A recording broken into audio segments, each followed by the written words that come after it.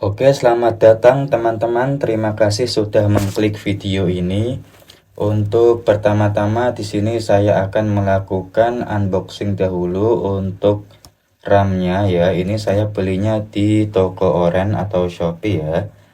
Untuk link pembeliannya, teman-teman kalau mau samaan, nggak mau ribet cari di situ di deskripsi ya. Itu udah aku sematkan, teman-teman bisa cek aja. Nah, ini untuk RAM-nya sedemikian rupa ya, teman-teman ya. Ini 8 GB kapasitas DDR3, teman-teman ya. Ini khusus untuk laptop merek Sirek ini ya, Sirek Kintamani. Untuk laptop ini, teman-teman, itu kasusnya oleh user itu dia sudah lemot ya dipakainya ya. Jadi untuk laptopnya sendiri itu sebenarnya adalah laptop giveaway atau laptop hadiah dari toko bangunan ya teman-teman. Nah, karena ini laptop hadiah, kemungkinan juga untuk spesifikasinya juga tidak terlalu bagus ya. Nah, ini setelah masuk tampilan Windows-nya seperti ini teman-teman, aku coba tekan Windows plus R itu untuk menampilkan jendela run ya. Dan di situ teman-teman nanti bisa ketik ya dxdiag seperti itu. Ya, ini seperti ini ya. Ini untuk menampilkan spesifikasi laptopnya secara komplit ya teman-teman ya. Itu seperti itu caranya ya untuk base sistemnya. Oke, setelah itu kita tekan OK. Kita tunggu sebentar teman-teman ya, karena ini cukup lemot ya. Nah, seperti ini sudah muncul ya. Untuk RAM bawaannya atau secara default atau bawaan pabrik itu sendiri, ya sebenarnya sudah memakai kapasitas 4 GB ya teman-teman ya. Namun entah kenapa kata user itu laptopnya itu lemot ya teman-teman ya. Untuk setelah aku cek lebih dalam lagi ya, ini lewat properties. Di PC klik kanan lalu pilih properties. Nah, di sini nanti bisa lebih jelas ya teman-teman gambarannya. Nah, ini ya. Tertera lebih jelas di sini spesifikasi bawaan 4 GB dan dia ternyata sudah pakai SSD loh teman-teman ya, di kapasitas 120 GB. Seperti itu ya. Dia pakainya Windows 10 teman-teman. Oke. Oke, untuk spesifikasinya di sini sudah saya tunjukkan ya teman-teman by defaultnya atau bawaan pabrik. Selanjutnya saya akan matikan dulu laptopnya untuk proses bongkar ya teman-teman ya, proses bongkar bagian backdoor untuk kita nanti melepas RAM bawaannya ya atau RAM yang lama. Ini untuk slot RAM-nya di laptop merek Sirek Kintamani ini adalah laptop merek Indonesia ya, lokal ya teman-teman. Namun dia tidak cukup terkenal seperti pesaingnya kayak Axio dan Advan. Itu dia cuman punya satu slot micro SD ya teman-teman ya. Oh, kok micro SD. Dia hanya punya satu slot untuk RAM ya, RAM random access memory. Jadi mau tidak mau tidak bisa ditambah lagi, mau tidak mau ya kita harus menggantinya ya teman-teman. Jadi RAM lamanya ya bisa dijual lagi kalau teman-teman mau ya. Bisa ya, ditukar tambah juga bisa di tukang servis atau toko komputer. Untuk proses bongkarnya di sini teman-teman harap hati-hati aja karena ini videonya cukup lama. Jadi aku percepat ya prosesnya teman-teman ya. Teman-teman kalau mau lihat secara lambat bisa diperlambat aja ya untuk video ini. Caranya teman-teman tinggal klik setting aja yang di pojok kanan atas itu, lalu teman-teman bisa atur kecepatan video ini. Intinya teman-teman harus hati-hati karena ini laptop sudah cukup usang, usianya sudah cukup tua gitu ya. Dan itu biasanya dia cukup ripuh untuk di bagian lubang-lubang sekrupnya itu teman-teman ya. Jadi kalau nggak hati-hati dia rawan apa ya, rawan pecah gitu ya. Nah, ini sudah bisa aku buka sebagian teman-teman ya.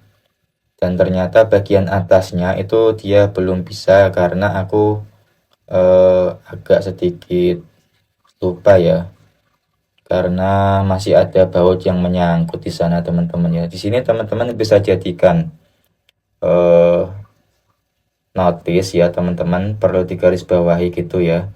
Bahwasanya lah di bagian ini itu masih ada baut ya. Nah, ini masih ada cukup baut yang menempel, ada 4 ya di situ ya, masing-masing kanan dan kiri ada 2 teman-teman. Dan baut ini itu cukup kuat karena dia itu langsung menempel atau untuk menahan engsel ya. Jadi teman-teman wajib dibuka dulu dan nanti otomatis ya teman-teman ganti lemnya ya. Itu cukup pakai double tip aja. Ya di sini baru bisa kita buka teman-teman backdoornya. Seperti itu ya tampilannya. Nah, ini untuk tampilan dalamnya teman-teman atau tata letak sirkuit ya teman-teman ya. Di situ ada baterainya yang cukup besar. Lalu ini adalah RAM-nya ya teman-teman yang dikasih plastik kuning. Lalu atas RAM itu sendiri itu ada prosesor dan di situ masih ada slot kosong ya teman-teman ya. Cuman kayaknya nggak bisa ditambah sebagai SSD atau hard disk tambahan ya. Biasanya sih bisa ya, tapi untuk laptop ini nggak bisa sih ya.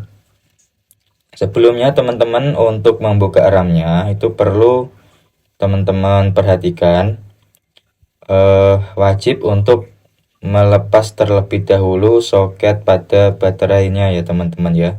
Soket baterainya wajib dilepas dari colokannya atau pada yang menempel pada motherboard ini ya. Soalnya kalau nggak dilepas teman-teman itu dia nanti dikhawatirkan akan terjadi konsleting ya, karena masih ada arus yang mengalir di dalam komponen. Dan untuk melepasnya sendiri teman-teman, itu kalau saya pakai plastik ya, toolkit yang berbahan plastik. Supaya apa? Kalau berbahan besi dan lain sebagainya yang bisa menghantarkan listrik ya nanti dikhawatirkan konslet ya teman-teman. Jadi jangan pakai obeng ya. Pakai aja apa aja toolkit lah ya. Atau cotton pad yang berbentuk runcing dan berbahan plastik atau nggak bisa menghantarkan listrik seperti itu. Nah ini untuk RAM-nya tadi yang sudah kita unboxing sama-sama di awal video. Ini berwarna hijau ya teman-teman ya. Dia kapasitasnya 8 GB. Ya seperti ini penampakan RAM yang akan kita gunakan nanti untuk mengganti RAM bawaan ya teman-teman. Ini untuk spesifikasi RAM sendiri juga tidak boleh asal-asalan ya. Dan aku juga sudah merisetnya cukup lama dan jeli dengan melihat berbagai sumber referensi ya teman-teman. Jadi aku juga merekomendasikan link itu sudah sangat cocok ya teman-teman ya untuk saat ini ya. Teman-teman bisa langsung samaan aja untuk RAM-nya, klik di deskripsi ya. Sudah aku cantumkan untuk link pembeliannya di Shopee. Untuk RAM bawaannya dia mereknya sama kayak laptopnya sih ya teman-teman ya. Cuman dia juga sama-sama merek Cina.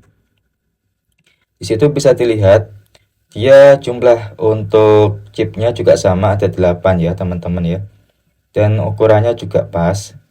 Karena ini juga seperti yang aku bilang tadi, aku sudah sesuaikan kompatibilitasnya ya teman-teman ya. Oke, sebelum kita pasang, kita pindah dulu untuk plastik kuning. Ini berfungsi untuk supaya RAM-nya itu tidak kena debu atau tidak bersentuhan dengan komponen lainnya ya. Atau melindungi RAM supaya nggak kena air juga, ya, seperti itulah intinya teman-teman ya, supaya nggak gampang konslet. Untuk pemasangannya teman-teman seperti ini perlu diperhatikan ya. Kita tekan kanan dan kiri itu secara bersamaan sampai berbunyi klik gitu ya teman-teman ya. Harus seperti itu teman-teman. Kalau kanan dulu baru kiri itu nanti dikhawatirkan salah satunya akan patah ya. Oke. Itu ya teman-teman ya, harus diperhatikan cara pasangnya. Oke, setelah kita pasang, aku tunjukkan hasilnya seperti demikian ini teman-teman. Nah itu di bawah itu ada SSD yang aku jelasin tadi ya, dia pakainya sudah SSD M.2 NVMe teman-teman loh. Cuman lah kenapa kok masih lemot ya, kata usernya seperti itu ya. Jadi yang bisa di-upgrade untuk jenis ini ya, untuk jenis laptop seri Kintamani ini, cuman bisa di-upgrade RAM-nya aja ya teman-teman ya. Karena dia juga sudah pakai SSD juga ya, jadi sudah cepat. Kalau pakai RAM nanti harapannya dia kalau membuka banyak aplikasi, lah itu fungsi RAM itu dia akan lebih ngegas ya seperti judulnya. Jadi pemasangan atau penambahan RAM pada laptop yang lemot itu berfungsi supaya kita kalau membuka banyak aplikasi atau multitasking dia menjadi lebih ngebut ya. Seperti itu karena dia kapasitasnya dalam penyimpanan data sementara menjadi lebih longgar. Oke. Setelah kita pasang RAM, jangan lupa soketnya teman-teman, baterai tadi ya dimasukkan kembali ke tempatnya dan dipasang lagi untuk solasi pelindung kabelnya, yaitu supaya dia rapi dan tidak berantakan. Aku bersihin sedikit karena ada debu-debu ya. Ya walaupun ini laptop masih cukup bersih karena usernya sendiri jarang dipakai katanya ya. Tapi ya masih ada sedikit debu-debu yang menempel ya. Aku bersihkan juga. Oke, lalu kita pasang. Ini aku pasangnya nggak langsung pasang sekrup sekalian ya. Karena aku coba hidupkan dulu.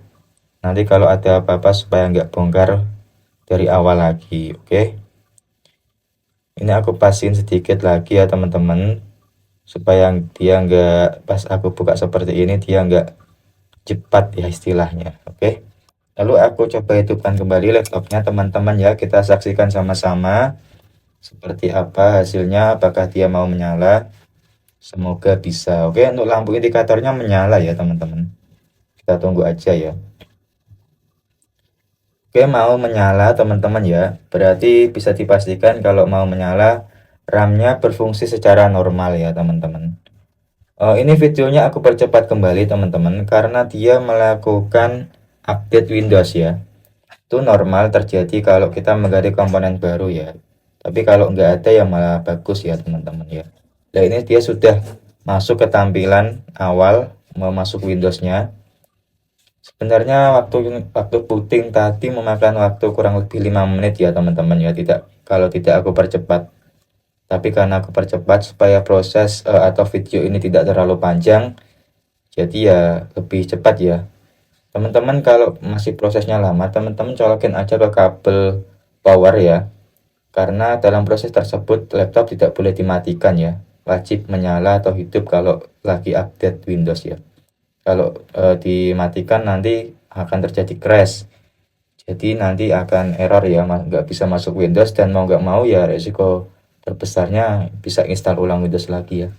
Di sini aku coba tadi untuk pengecekan spesifikasi seperti di awal tadi Windows R lalu ketik di Ekdiak.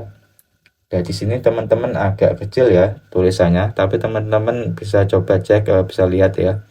Di situ sebenarnya sudah tertera bahwasanya RAM-nya alhamdulillah sudah sesuai kapasitas yang kita pasang tadi yaitu menjadi 8 GB ya teman-teman. Aku coba cek melalui ini ya teman-teman ya. Melalui menu di PC, klik kanan ya. Klik kanan lalu kita pilih properties.